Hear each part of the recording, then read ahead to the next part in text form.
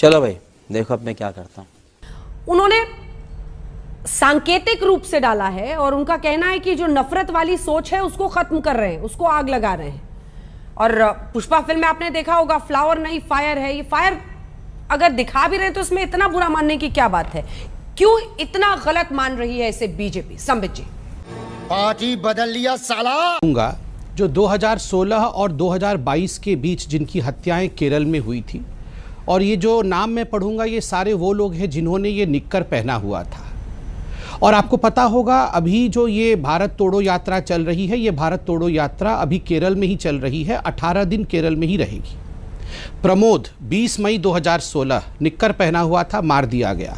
रामचंद्रन 11 जुलाई 2016 निक्कर पहना हुआ था, मार दिया गया। निर्मल 12 फरवरी 2017 निक्कर पहना हुआ था, मार दिया गया। विष्णु 7 अक्टूबर 2016 निक्कर पहना हुआ था, मार दिया गया। रमनी, ये वो लोग हैं क्योंकि वो निक्कर पहनते हैं और एक आइडियोलॉजी को फॉलो करते हैं। केरल में उनकी हत्याएं हुई हैं, इनकी हत्याएं हुई हैं। अंजना जी आप बताइए, जब ऐसे सेंसिटिव एरिया में जहां आए दिन निक्कर पहने लोगों को घर से निकाल करके सड़क पे मारा जाता है, जब एक पॉलिटिकल पार्टी ये ट्वीट करती है कि हम निक्कर में आग लगाना चाहते हैं, तो ये सिंबॉलिक नहीं है अंजना जी? अरे कहना क्या चाहते हो? दुख से ज्यादा खेद होता है कि भारतीय जनता पार्टी की मानसिकता इतनी विकृत और सोच इतनी गिर चुकी है कि राजनीति की जगह अब वो षड्यंत्र रचने में लग गए हैं। सही पकड़े हैं। अगर हिम्मत है तो विशुद्ध राजनीति करिए और मुद्दों की राजनीति करिए। और अभी मैं 2-4 मुद्दे बताऊंगी जिस पर राजनीति करनी चाहिए। 4.5 मिनट बोले प्रवक्ता, और अब मैं आपसे पूछती हूं सिंपल अंग्रेजी। To free the country from shackles of hate and undo the damage done by the BJP and RSS.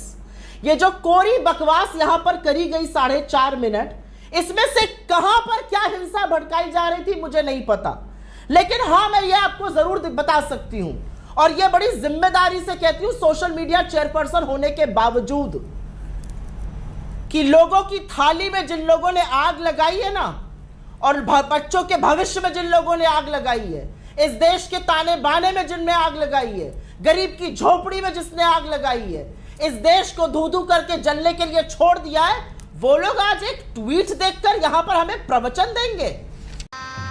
गजब बेइज्जती है। मैं पहला सवाल यह पूछती हूं, और दूसरा सवाल मेरा इससे भी बड़ा है।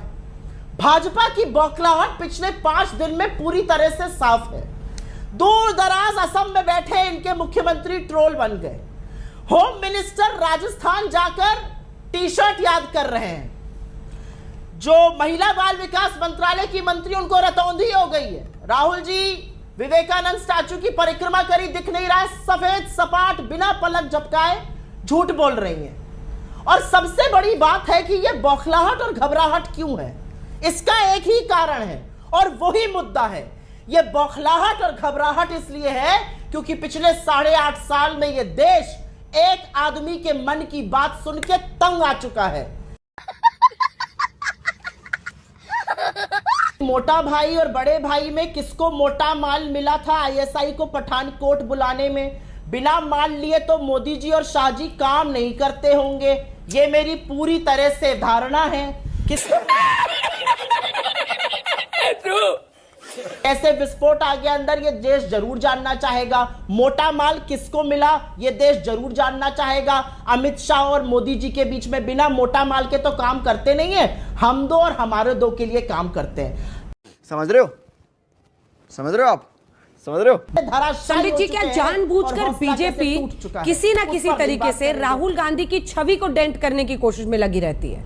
टी शर्ट हो या फिर ये मुद्दा हो, लोकतंत्र की नींव पर यह चोट है। ये अगर आरएसएस का सांकेतिक रूप से उसके पैंट पर आग लगी हुई है, ये लोकतंत्र की नींव पर कैसे चोट है सर? अगर किसी विचारधारा के खिलाफ उन्हें दिखाना है कि इस विचारधारा को हम खत्म कर रहे हैं, उसकी फोटो है ना ये लोकतंत्र की नींव पर आपके एक के बाद एक मंत्री सामने आ रहे हैं, कह रहे हैं 7 जन भी लगा देंगे तो आरएसएस की तरह नहीं बन सकते। इसका क्या अर्थ है? ये बड़ी अच्छी बात कही आप। प्रकार से यहाँ चिल्ला करके कहा गया कि हमारे नीतियाँ इतनी खराब है, देश बर्बाद हो गया है, देश खत्म हो गया है, किसी के पास कोई रोजगार नहीं है। मुझे एक बात बताइए अंजना जी, इतनी खराब परिस्थिति के बावजूद आज से 4-5 महीने पहले जो चुनाव होते हैं 5 राज्यों के, उसमें कांग्रेस का सुपड़ा साफ हो जाता है। जो एक राज्य में कांग्रेस थी उसमें चली जाती है, और उत्तर प्रदेश जैसे इतने बड़े राज्य में मात्र 2 विधायक आते हैं।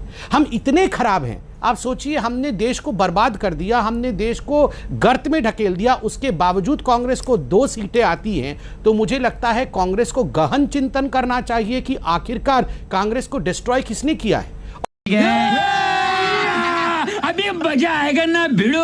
मुझे तरस आता है इनकी सोच पर, और तरस इसलिए आता है, बड़े दंगे गिना रहे थे, गोधरा गिनाना भूल गए, 2002 निगल गए, उसको भी गिना दीजिए थोड़ा, लोगों को पता तो चले आपकी असलियत और आपका डीएनए कैसी लगी आगे स्वाद। हमें तो दयनीयता ये लगती है कि प्रधानमंत्री महोदय जी 135 करोड़ की जनता में 600 करोड़ मतदाता खोज लाते हैं। विवेकानंद, कबीर और गुरु नानक जो सदियों अलग अलग पैदा हुए, उनको बैठकर बात कराने लगते हैं। हर जगह से प्रधानमंत्री जी का नाता हो जाता है। खत्म, bye bye, tata, goodbye, गया।